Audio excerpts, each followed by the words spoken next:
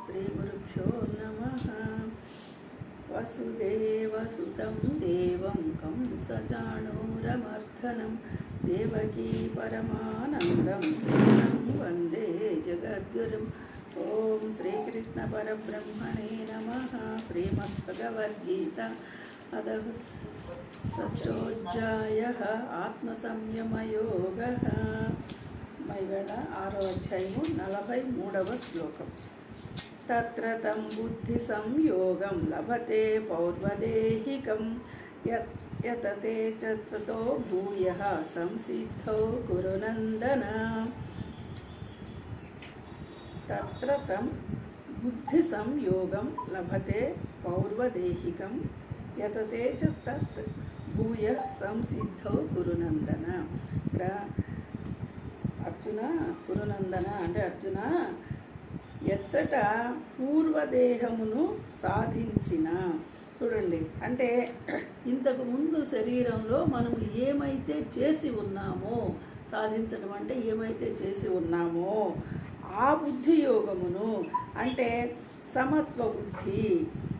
ఇప్పుడు చూడండి, పూర్వము ఏమి చేశామో అది మనకి మళ్ళీ యోగంగా మారుతోంది ఇప్పుడు అనుభవించడానికి. ఇక్కడ యోగం అంటే ఎట్లా తీసుకోవాలి? ఇప్పుడు అనుభవించే విషయముగా అంటే అది ఎలా వస్తుంది? లభతే, అనాయాసముగా పొందుతావు. అంటే ఇప్పుడు ఏమీ ప్రయత్నం లేకుండానే పూర్వం ఏదైతే చేస్తున్నావో దానిని ఇప్పుడు పొందుతావు అని చెప్తున్నారు. అంటే ఇక్కడ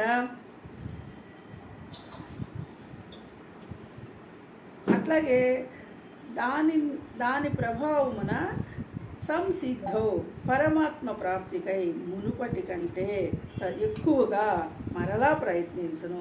ఇంకా ఇప్పుడు చూడండి, ముందటి శ్లోకంలోనేమో ఈ లోకములో మళ్ళీ తిరిగి ఈ లోకంలోకి రావడము అన్న విషయం చెప్పి ఏ జన్మ తీసుకుంటావు అన్నది కూడా మనకే వదిలిపెట్టేశాడు అనుకున్నాం కదా. అంటే మనము చేసిన దాన్ని బట్టి మళ్ళీ దేహం తీసుకోవడం జరుగుతుంది అని కదా చెప్పారు. ఎలా చెప్పారు? పుణ్యలోకాలకైనంటే ఊర్ధ్వలోకాలకి పోకుండానే మళ్ళీ గొప్పవాళ్ళ కుటుంబంలో జన్మించటము అనేటువంటి విషయాన్ని తీసుకుంటే ఇప్పుడు ఎలా జన్మిస్తాం అనేటువంటి డౌట్ కదా మనకి. గొప్పవాళ్ళ కుటుంబంలో జన్మిస్తారని ముందటి శ్లోకంలో చెప్పారు. ఇప్పుడు మరి ఎలా జన్మిస్తాము, ఎక్కడ జన్మిస్తాము అంటే దానికి ఏం చెప్తున్నారంటే 43వ శ్లోకంలో ఎచ్చటైతే నువ్వు పూర్వదేహమున సాధించిన బుద్ధి యోగం ఏదుందో, నువ్వు క్రితంలో ఏమేమి చేసావో, ఏమి చేసి నువ్వు అక్కడ సంపాదించుకున్నావో, మనము దాన్ని ఏమంటున్నాము? పుణ్యం అంటున్నాము, పాపం అంటున్నాము, ఏదైనా అయి ఉండొచ్చు.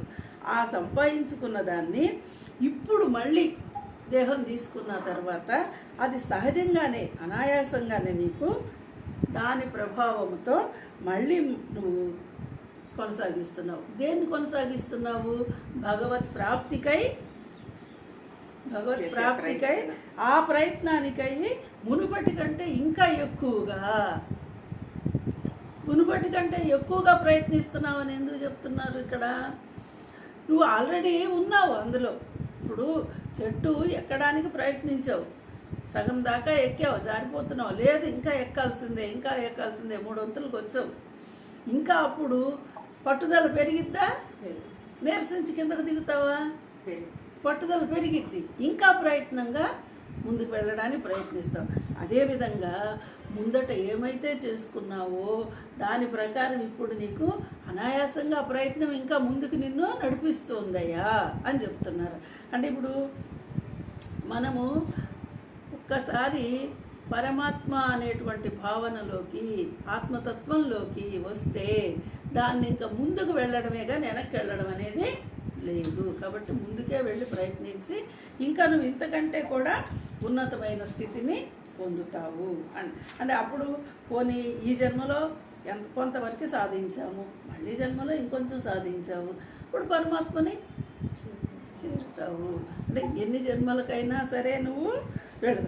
ఇప్పుడు మనకేం అర్థం అవ్వాలి? ఎన్నో జన్మల దాకా కాదయ్యా, జ్ఞానం అనేది పూర్తిగా నీకు అవగాహన అయితే అపరోక్ష భావంలో గనక నువ్వు ఉంటే, అపరోక్ష భావంలోకి వస్తే ఈ జన్మలోనే చేరవచ్చు. ఈ జన్మ మళ్ళీ జన్మ లేకుండా ఇప్పుడే చేసుకోవచ్చు. ఇది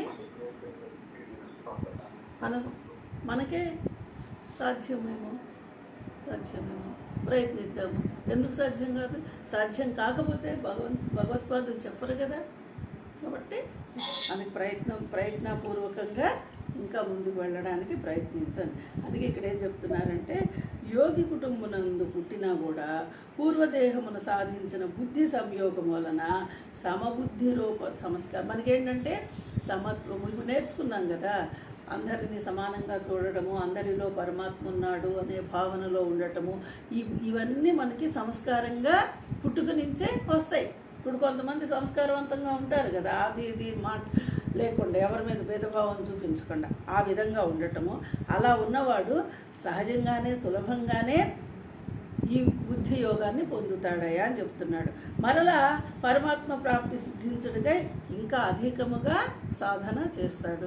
ఇప్పుడు మనమందరం ఈ సాధన చేస్తున్నాము అంటే పూర్వంలోది కొంత ఉండి ఉంటుంది. ఇప్పుడు ఇంకా దాన్ని ముబ్బడిగా సాధన చేసి ఈ జన్మలోనే జీవన్ముక్తి ప్లస్ ముక్తిని పొందడానికి ప్రయత్నము. ఇది ఒక మనకి చెప్తున్న మాట ఇక్కడ. ముక్తిని పొందడానికి చేసే ప్రయత్నమే ఈ బుద్ధి యోగం. హరి ఓం.